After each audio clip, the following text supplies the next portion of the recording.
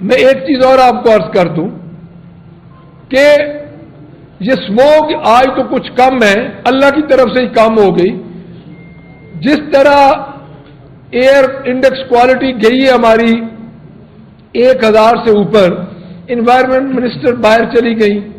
Chief minister جس کو میں پہلے ہی کہتا ہوں کہ سوشل میڈیا پہ وہ کام کر رہی ہے، وہ گلے کا بہانہ کر کے باہر چلے گی. اللہ کرے ان کو گلے کی تکلیف نہ ہو، لیکن یہ تو تکلیف میں بھی جھوٹ بولنے کے عادی ہو چکے ہیں. اگر آپ کو کوئی تکلیف ہے تو اللہ آپ کو صحت دے، بلکہ لیکن لوگوں کو بے یار و مددگار لاہور کو، جس تخت لاہور کے آپ وارث بنتے ہیں، بے یار و مددگار لاہور اور پنجاب کو چھوڑ کے آپ چلے گئے. کہاں گئے انوائرمنٹ کے وہ فنڈز جو آپ نے 10 ارب روپیہ رکھا تھا اس وقت؟ کو ہمیں یہ تو بتا دیا جائے کہ اس کی یوٹیلائزیشن کیا ہے. ایک ظلم انہوں نے کسانوں پہ کیا ہے، ایگریکلچر ٹیکس انہوں نے پاس کیا ہے. اس وقت میں آپ کو سادہ زبان میں آپ کو یہ بتا دوں کہ اس وقت 3 ایکڑ زمین جس کسان کے پاس ہے اس کو FBR کے پاس جانا پڑے گا،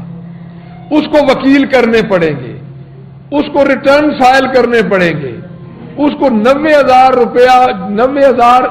میں خود ایگریکلچر بیسڈ ہوں، 90,000 روپیہ 3 ایکڑ زمین والے کی بیسک آمدن نہیں ہے، اس کو 90,000 روپیہ ٹیکس دینا پڑے گا فکس. اور ہم یہ چاہتے ہیں کہ لوگ ٹیکس دیں، ہم ٹیکس دینے کے خلاف نہیں ہیں، بٹ کیا آپ ایک ایسے طبقے کا جو کہ 12.5 ایکڑ سے جو کم زمین ہے یا 12.5 ایکڑ تک جو زمین ہے وہ 97% بنتا ہے اس پاکستان کا، تو آپ نے اس 97% میں سے 95 پوائنٹ سم تھنگ آپ نے ان پہ دوبارہ ٹیکس لگا دیا، جو کہ ایک حد تھی 12.5 ایکڑ، جو کہ ایک کرائٹیریا مقرر ہو چکا تھا کہ وہ لوگ مشکل سے اپنا گزارا کر رہے ہیں. آپ بڑے زمینداروں پہ لگائیں ٹیکس، میں یہ نہیں کہتا کہ ہم تو 4 ٹیکس اور ایگریکلچر دے رہی ہے، ایگریکلچر صوبہ ہے، لیکن ان زمینداروں پہ لگائیں ٹیکس جن کی 7 انڈسٹریز شوگر ملیں چل رہی ہیں، جو جینون جن کا اور کوئی سورس آف انکم نہیں ہے، وہ زمیندار تو پس چکا ہے. تو میں یہ سمجھتا ہوں کہ یہ ظالمانہ ٹیکس IMF کے کہنے پہ جو انہوں نے لگایا،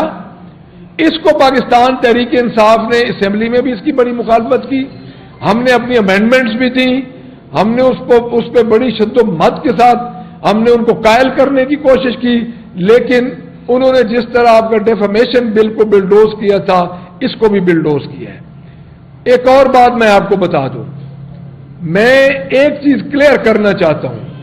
24 نومبر کو بہت بڑا سرپرائز ہوگا. یہ ضروری نہیں ہے کہ ہم ادھر جا کے واپس آ جائیں، ہماری پارٹی ہمیں پلان دے گی، اور میں اپنے ورکرز کو یہ کہنا چاہتا ہوں، اپنے اسٹیک ہولڈرز کو کہنا چاہتا ہوں، اپنے MPAs MNAs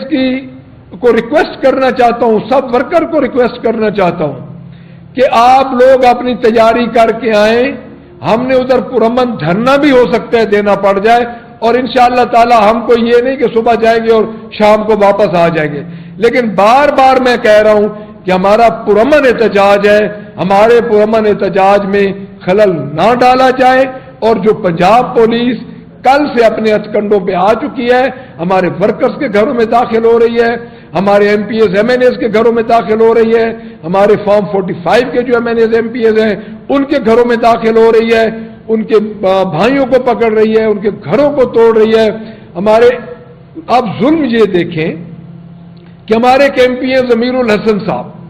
حافظ آباد، ان کی زمینوں پہ انہوں نے بورڈ لگا دیا کہ یہ ان کی ملکیت ہی نہیں ہے، ان کی جو چاول کا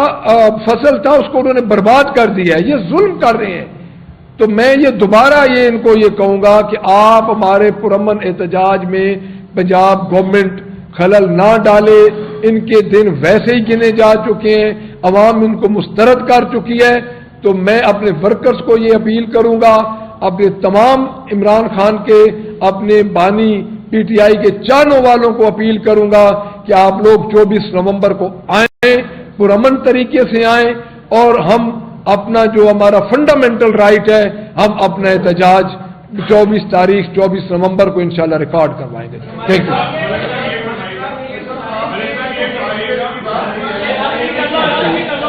یہ فرمائے گا کہ آپ جو احتجاج کرنے جا رہے ہیں 24 نومبر کو، اس حوالے سے کیا لاہور اور پنجاب سے قافلوں کی صورت میں جائیں گے یا صرف وہیں جیسے KPK میں قافلہ آتا ہے اسی طرح، یا آپ سمجھتے ہیں کہ پہلے اسلام آباد پہنچا جائے؟ دیکھیں نہیں، بات یہ ہے کہ ہماری لاہور کی قیادت ہے، ہماری پنجاب کی قیادت ہے، ہماری پارلیمنٹری پارٹی ہے، کیونکہ 12.5 کروڑ عوام کا یہ صوبہ ہے، اور اس میں آپ خود دیکھیں کہ اس وقت جو فسطائیت کا جو حال ہو رہا ہے، رات سے آپ کو بھی پتہ ہے ہمارا 105 بندہ تو صرف لاہور سے اٹھا لیا گیا ہے۔ اب ہمارا پلان ہمیں دینا ہے ہماری پارٹی نے، لیکن ہم انشاءاللہ اپنے اپنے حلقوں سے پرامن طریقے سے نکلیں گے۔ دیکھیں ہماری پارٹی کی یہی ہدایت ہے کہ آپ نے پرامن رہنا ہے، اور پرامن رہ کے یہ ایک دیکھیں ہماری ایکٹیویٹی ہے، اور ہمارے 2 سال ہو گئے تقریباً، آپ خود اندازہ لیں کہ عمران خان کتنے بیس لیس مقدمات میں ہیں کہ ان مقدمات کا بھی کوئی فیصلہ ہی نہیں کر پا رہے، جس مقدمے کا نیچے فیصلہ کرتے ہیں اوپر اٹھ جاتا ہے، پروسیکیوٹر پیش نہیں ہوتا، ضمانتیں ان کی لٹکی ہوئی ہیں۔